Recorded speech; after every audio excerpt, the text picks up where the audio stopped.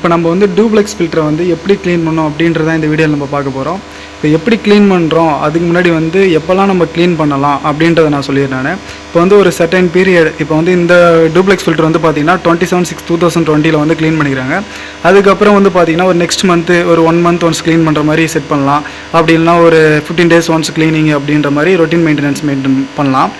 அப்படி இல்லைனா வந்து மெயினான விஷயம் என்னென்னு பார்த்தீங்கன்னா, engine loop oil pressure drop ஆகும்போது எப்படின்னா இந்த ஃபில்டர் வந்து சோக் ஆகி ஃபுல்லாக வந்து அடைச்சிக்கிட்டு அப்போ வந்து ப்ரெஷர் ட்ராப் ஆகும்போது வந்து பார்த்திங்கன்னா கண்டிப்பாக வந்து சேஞ்ச் ஓவர் பண்ணி ஆகணும். நம்ம அந்த டைமில் வந்து க்ளீனிங் ப்ராசஸை வந்து நம்ம பண்ணலாம். நம்ம இதில் வந்து பார்த்திங்கன்னா என்ஜின் லூப் ஆயில் ப்ரெஷர் வந்து 5 bar செட் பண்ணி இருக்குது. இப்போ வந்து என்னோடய 5 bar விட ஒரு 3 bar வரும்போது வந்து நான் அலாரம் செட் பண்ணி வச்சுருப்பேன். ஒரு லூப் ஆயில் ப்ரெஷர் 3 bar வரும்போது வந்து அலாரம் அடிக்கிற மாதிரி நான் செட் பண்ணி வச்சுருப்போம்.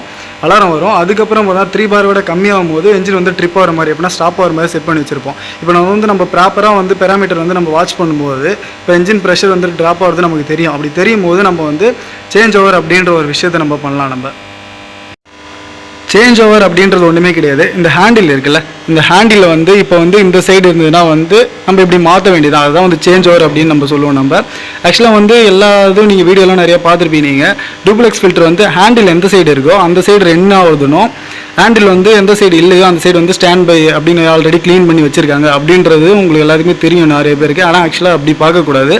ஏன்னு சொல்கிறேன்னா, ஃபஸ்ட்டு இப்போ ஆயில் வருதுன்னா இந்த இடத்துல பாருங்கள், வால் டைரக்ஷன். இப்போ வந்து எனக்கு வந்து ஆயில் இப்படி வந்துட்டு இந்த டைரெக்ஷனில் போகுது. அப்போ வந்து எனக்கு வந்து இதுதான் வந்து ரன் ஆகிட்டு இருக்குது, இதுதான் வந்து ஸ்டாண்ட் பையில் இருக்குது. இப்போ வந்து இதை தான் ஸ்டாண்ட் பையில் க்ளீன் பண்ணி வச்சுருக்காங்க, இது ரன் ஆகிட்டு இருக்குது அப்படின்றது தான் அர்த்தம். நான் ஆக்சுவலாக வந்து எனக்கு வந்து லூப் ஆயில் ப்ரெஷர் வந்து எனக்கு வந்து ரன் ஆகிட்டு இருக்கும்போது ட்ராப் ஆகிடுச்சு. அதனால் வந்து நான் வந்து இப்போ சேஞ்ச் ஓவர் பண்ணிட்டேன். நான் இப்போ இது ரன் ஆகிட்டு இருக்குது, இப்போ இது ஸ்டாண்ட் பையில் இருக்குது. இதை தான் நம்ம வந்து இப்போ க்ளீன் பண்ண போகிறோம். எப்படி க்ளீன் பண்ணுறோம் அப்படின்றத பாருங்கள். இப்போ சில பேருக்கு வந்து இந்த ஹேண்டில் சேஞ்ச் ஓவர் அப்படின்ற விஷயம் வந்து கொஞ்சம் குழப்பமாக இருக்கும். அதை கொஞ்சம் கிளியராக நான் சொல்கிறேன் பார்த்துங்க.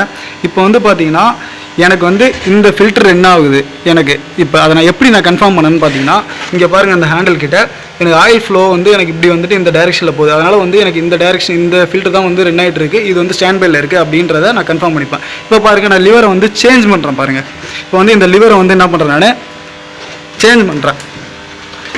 சேஞ்ச் பண்ணி வைக்கும்போது பாருங்கள், இந்த லிவரை பாருங்கள், இப்போ ஆயில் ஃப்ளோ வந்து எனக்கு இப்படி வந்துட்டு இந்த ஃபில்டர் ரன் ஆகுது மாதிரி காட்டுது. பாருங்க, இப்போ காட்டுது, இந்த சைடில் இருக்குது. ஓகேவா? அப்போ வந்து இது ரன் ஆகிட்டு இருக்குது, இது ஸ்டாண்ட் பையில் இருக்குது, இதை தான் நான் வந்து இப்போ க்ளீன் பண்ணணும் அப்படின்ற மாதிரி அர்த்தம். இப்போ வந்து மிட் பொசிஷனில் வைக்கலாம். இப்போ ஹேண்டில் வந்து இப்போ மிட் பொசிஷனில் வைக்கிறேன். நான் இப்போ ஹேண்டில் வந்து நான் மிட் பொசிஷனில் வச்சுருந்தேன். நான் இப்போ மிட் பொசிஷனில் வச்சுட்டு அந்த பாருங்கள், நீங்கள் ஃப்ளோ வந்து 2 டைரெக்ஷனுமே காட்டும். எப்படின்னா வந்து ஆயில் வந்து ஃப்ளோ ஆகி 2 ஃபில்டருமே யூஸ் ஆகிட்டு இருக்குது அப்படின்றத இந்த டைரெக்ஷன் வச்சு நம்ம கன்ஃபார்ம் பண்ணிக்கலாம். ஓகேங்களா? இப்போ வந்து இந்த ஃபில்டர் தான் வந்து ரன் ஆகிட்டு இருக்குது. ஏன் எப்படின்னு உங்களுக்கு தெரியும். உங்களுக்கு எப்படின்னா ஹேண்டிலில் வந்து டைரெக்ஷன் வந்து காட்டியிருக்கும். பார்த்தீங்கன்னா இந்த டைரெக்ஷனில் இது ரன் ஆகிட்டு இருக்குது அப்படின்னு தெரியும். அப்போ வந்து நம்ம இதை தான் வந்து க்ளீன் பண்ணணும். இதை எப்படி க்ளீன் பண்ணலாம் அப்படின்றத நான் இப்போ ஒன்று சொல்கிறேன். நான் ஃபஸ்ட்டு நம்ம க்ளீன் பண்ணுறதுக்கு முன்னாடி வந்து பார்த்தீங்கன்னா இந்த ப்ளோ ஆஃப் காக்கு இருக்குல்ல, ட்ரைன் இருக்குல்ல, இதை வந்து நம்ம வந்து ஃபஸ்ட்டு ஓப்பன் பண்ணிடணும். இப்போ இந்த ஃபில்டரில் ஏதாவது ஆயில் எதாவது இருந்ததுன்னா அது ஃபுல்லாக ட்ரைன் ஆகி ஃபுல்லாக வந்து நம்மளுக்கு ட்ரைன் டேங்க்குக்கு நமக்கு போய்டும், லூப் ஆயில் ட்ரைன் டேங்க்குக்கு போய்டும். இப்போ அதனால் வந்து நான் ஃபஸ்ட்டு வந்து இந்த காக்கை வந்து நான் வந்து இந்த வால்வை வந்து ஓப்பன் பண்ணுறேன். நான்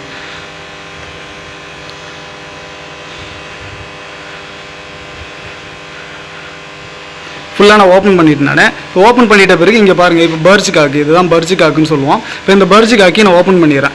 ஏன் இதை ஓப்பன் பண்ணுறேன்னா, இப்போ ஏர் உள்ளே அட்மிட் ஆகும்போது வந்து உள்ளே வரும்போது இந்த உள்ளே இருக்க இதில் வந்து பார்த்தீங்கன்னா அது உள்ளே அந்த ஏர் வந்து நம்மளை புஷ் பண்ணி ஆயிலை புஷ் பண்ணி இன்னும் இங்கே லைனில் இருக்க ஆயிலை வந்து இந்த ப்ளோ ஆஃப் காக்கு வழியாக வந்து ஃபுல்லாகவே அது வந்து வெளியே தள்ளிடும். அதுக்காக தான் வந்து நான் வந்து இந்த பர்ஜ் காக்கை வந்து நான் ஓப்பன் பண்ணுறேன். நான் இப்போ நான் இதையும் ஓப்பன் பண்ணிடுறேன்.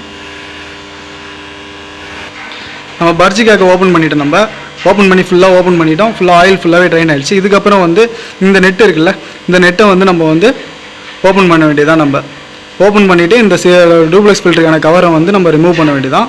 ரிமூவ் பண்ணிவிட்டு அதுக்கப்புறம் ஃபில்டர் க்ளீனிங் பண்ண வேண்டியதான் நம்ம. ஓகேவா? நான் ரிமூவ் பண்ணிவிட்டு ரிமூவ் பண்ண பிறகு எப்படி இருக்கும் அப்படின்றத காட்டுறேன். நான் இப்போ வந்து இந்த நெட்டை லூஸ் பண்ணிவிட்டு நான் போல்ட்டை வந்து ரிமூவ் பண்ணல. நான் அப்படியே வச்சுருக்கேன். நான் ஃபஸ்ட்டு கொஞ்சம் அதை வந்து ஷேப் பண்ணிடுறேன். ஆயில் எதாவது இருந்ததுன்னா ஃபுல்லாக அது வந்து பாருங்கள், ஆயில் எதாவது இருந்ததுன்னா ஃப்ளோ ஆகும். ஃபஸ்ட்டு ஆயில் ஃப்ளோ வந்து ஃபுல்லாக ஸ்டாப் ஆகிற வரையும் நான் வெயிட் பண்ணிவிட்டு அதுக்கப்புறமா நான் வந்து போல்ட்டை ரிமூவ் பண்ணிவிட்டு கவரை எடுக்க வேண்டியதான்.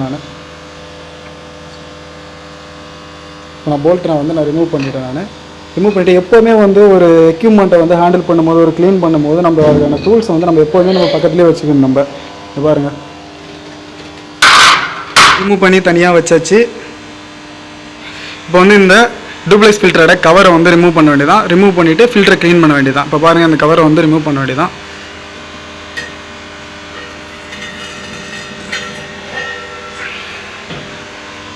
கவரை ரிமூவ் பண்ணிவிட்டு தனியாக வச்சாச்சு. இதையும் எப்போவுமே வந்து ஹேண்டில் பண்ணும்போது, எந்த ஒரு டூலை ஹேண்ட் பண்ணும்போது நம்மளோட எக்யூப்மெண்ட்டை எப்போவுமே பக்கத்தில் வச்சுருங்க. அந்த விஷயத்தை மறந்துடுங்க. ஏன்னா சப்போஸ் ஆயில் வந்து இப்போ அதிகமாகிடுச்சு, அதை உடனே வந்து நம்ம க்ளீன் பண்ணணும்.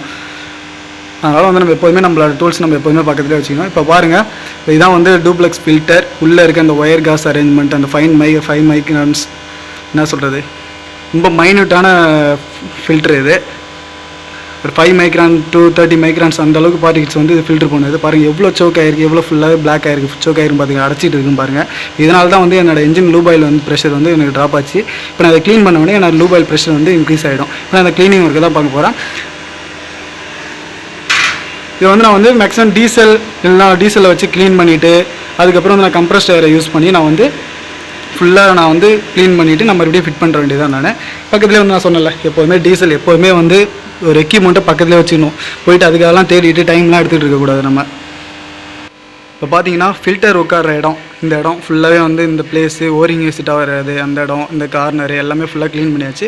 அதுக்கப்புறம் மெயினான விஷயம், ஃபில்டரை க்ளீன் பண்ணியாச்சு. ஃபுல்லாக டீசலை யூஸ் பண்ணி ஃபுல்லாக க்ளீன் பண்ணிவிட்டு அதுக்கப்புறம் கம்போஸ்ட் ஏரை யூஸ் பண்ணி ஃபுல்லாக வந்து க்ளீன் பண்ணிட்டு, இப்போ உங்களுக்கே தெரியும் டிஃப்ரெண்ட்டு இருக்கும்போது ஓப்பன் பண்ணும்போது எப்படி இருந்து இப்போ எப்படி இருக்குன்னு. இப்போ வந்து அதே மாதிரி ஃபில்டர் கவரு எல்லாத்தையும் க்ளீன் பண்ணிட்டு, போல்ட்டு எல்லாத்தையும் க்ளீன் பண்ணிவிட்டு, இப்போ போல்ட்டுக்குள்ளே வந்து பார்த்தீங்கன்னா இங்கே ஓரிங் அரேஞ்ச்மெண்ட்டு தெரியுதுங்களா, ஓரிங் இருக்கும். அந்த ஓரிங் எதுக்கான்னு பார்த்தீங்கன்னா, இப்போ வந்து ஃபில்டர் நம்ம ஃபிட் பண்ணிட்ட பிறகு, கவரை ஃபிட் பண்ணிட்ட பிறகு இந்த வழியாக வந்து பார்த்தீங்கன்னா இந்த ஹோல் வழியாக லீக்கேஜ் ஆகிறதுக்கு சான்சஸ் நிறையா இருக்குது. அதனால் வந்து நம்ம ஓரிங் ஃபிட் பண்ணி வச்சுருப்போம்.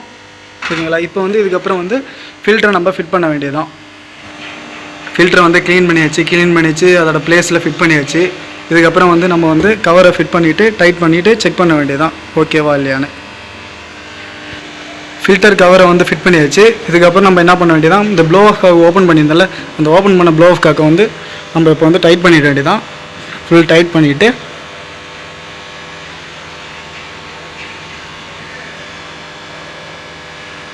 ஃபுல்லாக டைட் பண்ணிடணும். டைட் பண்ணிவிட்டு அதுக்கப்புறம் வென்ட்டிங் டைட் பண்ணிவிட்டு போல்ட்டை டைட் பண்ணிடலாம். டைட் பண்ணிவிட்டு அதுக்கப்புறமா வந்து நம்ம என்ன பண்ணுறோம், loop oil priming pump on பண்ணிவிட்டு நம்ம வந்து லிவர் அந்த ஹேண்டிலையும் நம்ம வந்து சேஞ்ச் ஓவர் பண்ணுறோம். சேஞ்ச் ஓவர் பண்ணிவிட்டு இப்போ இந்த பர்ஜி கேக்கை வந்து அதுக்கப்புறமா நம்ம வந்து ஓப்பன் பண்ணோம். இப்போ ஓப்பன் பண்ணும்போது என்ன நடக்குன்னு பார்த்தீங்கன்னா, இந்த பர்ஜி கேக் வழியாக வந்து ஆயில் ஃபுல்லாக வந்து இது வழியாக லீக் ஆகும். லீக் ஆகும்போது நம்ம என்ன பண்ணிடலாம், ஓகே இப்போ ஃபில்டர் வழியாக வந்து ஆயில் ஃப்ளோ ஆகுது அப்படின்னு கன்ஃபார்ம் பண்ணிவிட்டு மறுபடியும் இதை டைட் பண்ணிவிட்டு ஓகே செக் பண்ணிட வேண்டியது. அவ்வளோதான், முடிஞ்சது. எல்லாமே பாக்ஸ் அப் பண்ணியாச்சு. நம்ம இப்போ வந்து பார்த்திங்கன்னா செக் பண்ண வேண்டியதான், ஃபில்டர் வழியாக வந்து ஆயில் ஃப்ளோ ஆகுதா இல்லையான்னு. அதுக்காக நம்ம என்ன பண்ண போகிறோம், இப்போ லூப் ஆயில் ப்ரைமிங் பம்பை வந்து ஆன் பண்ண போகிறோம். இப்போ வந்து loop oil priming pump on பண்ணிவிட்டு நம்ம வந்து ப்ரெஷர் செக் பண்ண வேண்டியதான், ஃப்ளோ ஆகுதா இல்லையான்னு நம்ம வந்து பார்க்க வேண்டியதான். ப்ரெஷர் வந்து நம்ம வந்து பேராமீட்டர்ஸ், இன்ஜின் பேராமீட்டர்ஸில் எவ்வளோ ரீச் ஆகுது அப்படின்னு பார்க்க வேண்டியதான். அதுக்கு முன்னாடி வந்து ஆயில் ஃப்ளோ ஆகுதா அப்படின்றத நம்ம மெயினாக பார்க்கணும். இப்போ வந்து நம்ம என்ன பண்ண போகிறோம், loop oil priming Pamba on பண்ணுறேன்.